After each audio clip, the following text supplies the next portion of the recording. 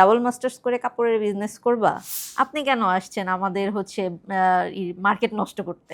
Class 9 ধরেছিলাম এবং শেষ হয়েছিল আমার ইন্টার ফার্স্ট ইয়ারে। আমার 10টা ক্লায়েন্ট 10টা ডিজাইনের 10 রকমের কাপড় পরুক। মূলত এই কাজগুলো হচ্ছে জারদোসির বা হচ্ছে কারচুপির কাজ বলে, হ্যাঁ, যেটা হচ্ছে একটা ফ্রেমের মধ্যে রেখে দেন হচ্ছে করা হয়, হাতে সুই দিয়ে দিয়ে এভাবে এভাবে করা হয়।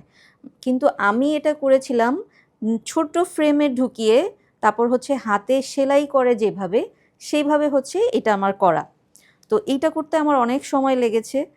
ক্লাস 9 ধরেছিলাম এবং শেষ হয়েছিল আমার ইন্টার ফার্স্ট ইয়ারে, ঠিক আছে। এবং আমার এইটা এখনো পর্যন্ত আম্মু যত্ন করে রেখে দিছে, আমার হাতের কাজগুলো আম্মু যত্ন করে রেখে দিছে। আমার হাজবেন্ড সে হচ্ছে প্রথম দিকে একটু এটার ইয়েতে ছিলেন, বিপক্ষে ছিলেন, কারণ ডাবল মাস্টার্স করার পর কোনো মেয়ে হচ্ছে বিজনেস করবে, তাও কাপড়ের বিজনেস, তার কথা এটাই ছিল যে ডাবল মাস্টার্স করে কাপড়ের বিজনেস করবা।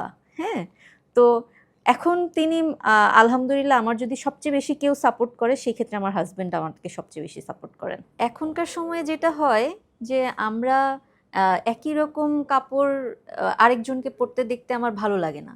আমি চাই আমি যেমন আমার থেকে আরেক মানে অন্যজনের থেকে আমি একটু ডিফারেন্ট থাকি, নিজেকে একটু ডিফারেন্টভাবে প্রেজেন্ট করি।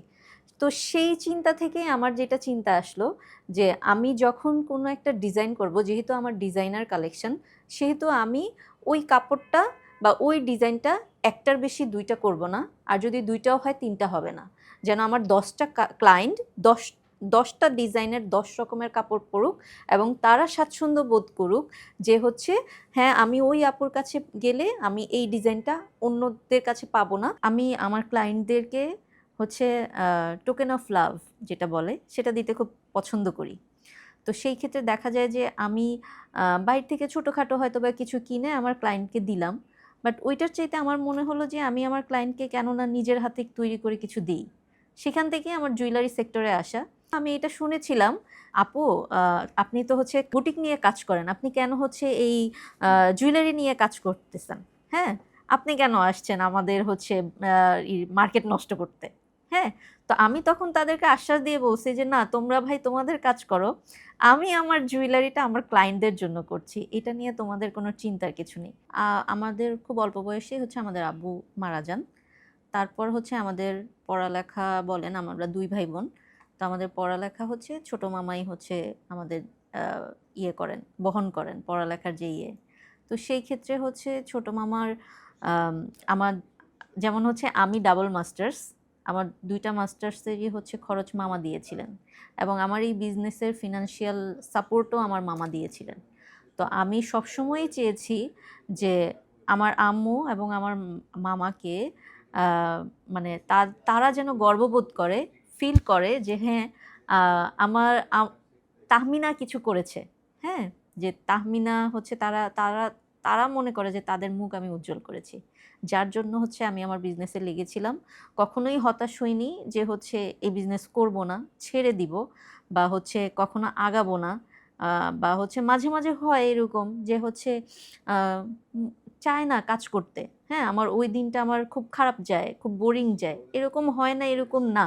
হ্যাঁ, যায়। কিন্তু তারপরে আমি নিজেকে আবার সাহস দেই যে না, আমার হচ্ছে আগাতে হবে। আমি নিজের জন্য না করলেও আমি তাদের জন্য কিছু করব। প্রথম যেদিন পেজে মেসেজ আসে, হ্যাঁ, গ্ল্যামারাস বুটিক বাই তাহমিনায় ফার্স্ট যেদিন মেসেজ আসে, সেটা হচ্ছে আমার রুমের লাইটে তোলা আমার নিজের ডিজাইন করা একটা হচ্ছে ছবি। সেটা দিয়ে হচ্ছে ওই আপু আস্ক করলেন যে হচ্ছে প্রাইস। দেন আমি ওনাকে প্রাইসটা বলার পরে উনি ওনার অর্ডারটা কনফার্ম করে দিলেন এবং আ সেই আপুটা ছিলেন ঢাকার বাইরের আপু। সেই আপু আমার প্রথম ক্লায়েন্ট।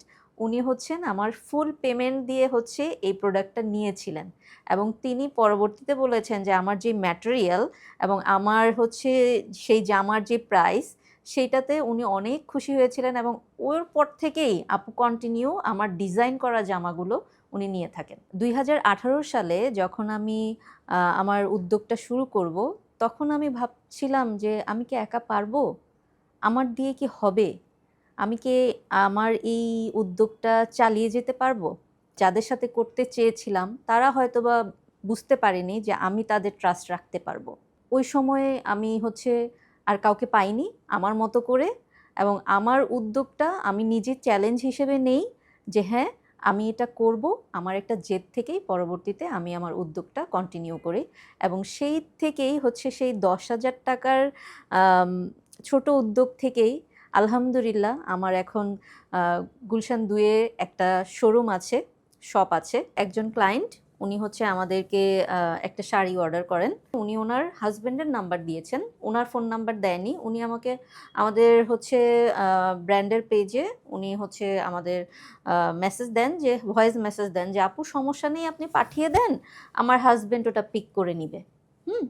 তো আমরা হচ্ছে সেই অনুযায়ী তাকে পাঠাই, কিন্তু তিনি সেটা হচ্ছে রিসিভ করেনি না, তার হাজব্যান্ড বলতেছে যে এটা হয়তো ভুলবশত চলে গেছে। ডেলিভারি ম্যান যিনি ছিলেন খুবই স্মার্ট ছিলেন, তিনি যেটা করেছিলেন যে হচ্ছে ওনার ছবি ট্রু কলার থেকে পেয়ে তারপর হচ্ছে সেইখানকার যে ফ্ল্যাটের দারোয়ান ছিলেন ওনাকে দেখাইছেন। তো দেখানোর পরে উনি হচ্ছে তখন ওনাকে সেই ফ্ল্যাটে নিয়ে গেছেন। যিনি আর কি অর্ডার করেছিলেন ফিমেল ক্লায়েন্ট, তিনি হচ্ছে বলতেছেন যে হচ্ছে এই প্রোডাক্টটা হচ্ছে তিনি যেটা চেয়েছিলেন সেটা না।